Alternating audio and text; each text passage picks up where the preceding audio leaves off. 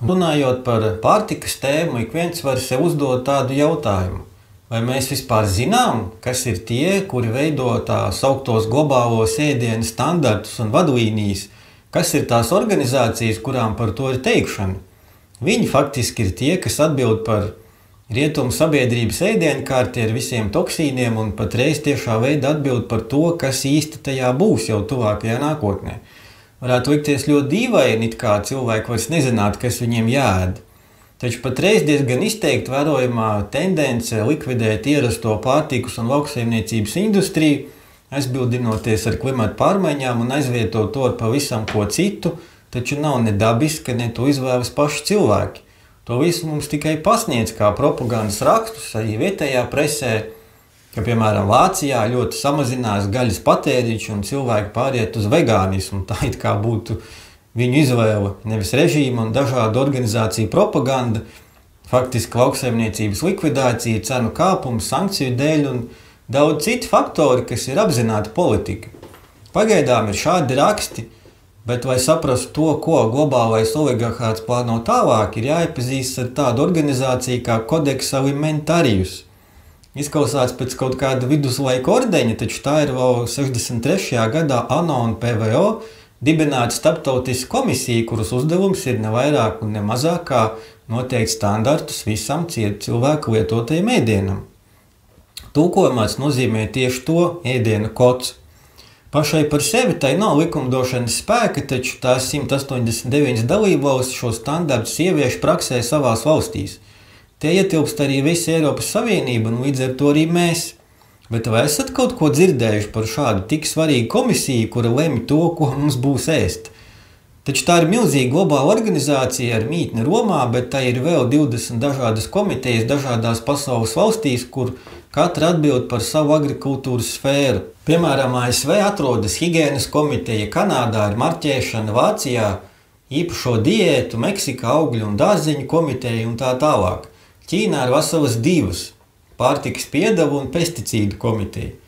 Un tieši viņi ir tie, kas plāno ieviest zem cilvēkiem visas šīs jaunās diētas, ieskaitot ģenētiski modificēto un ar nanotehnoloģijām apstrādāto, laboratorijās audzēto un visu citu nedabisko nešķīstību, atņemot cilvēci iespēju ēst dabisku un veselīgu ēdienu.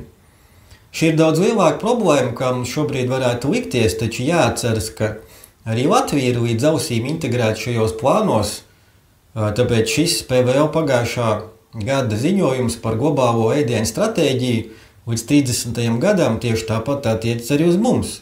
Tie arī var izlasīt par visām plānotajām modifikācijām, nanotehnoloģijām, aizvietotājiem, produktu reformulēšanu un citām izdarībām, kas viss varot pagarināt produktu derīgumu termiņu un palielināt pircēju izvēli. Bet, protams, turpat arī viss par klimatu pārmaiņām, digitalizāciju un pārējo.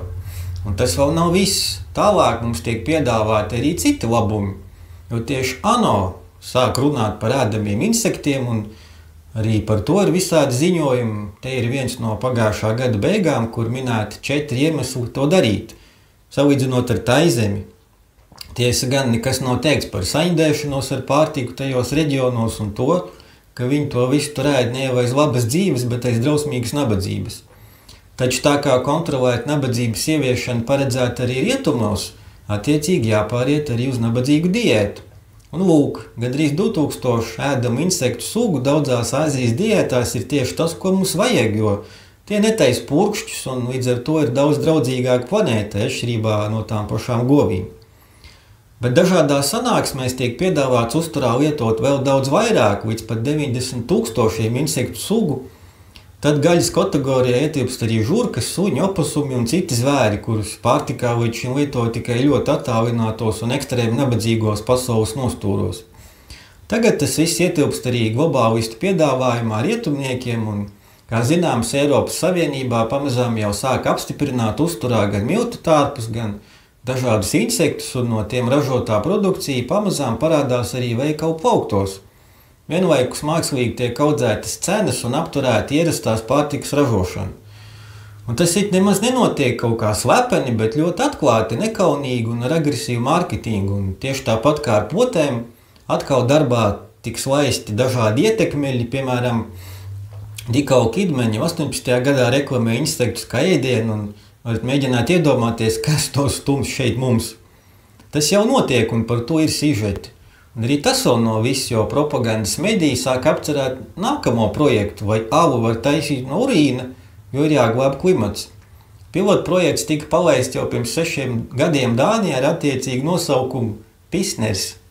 Acīm redzot, ka tas viss ir nevis par klimatu, bet gan par kārtējiem sociālajiem eksperimentiem, ar nolūku cilvēkus pazemot un padarīt par dzīvniekiem līdzīgu kastu, gan intelekta, gan attiecīgās pārtikas formā. Kas to būtu domājis, ka atkal tik skaudri aktuāls kļūs lietas, kuras modernajā sabiedrībā šķīta sen atrisinātas. Lēta enerģija, laba pārtika pieejama, tomēr par to atkal nāksies pacīnīties, un tas sākas jau šodien ar rūpīgu izvēli, ko atbalstīt.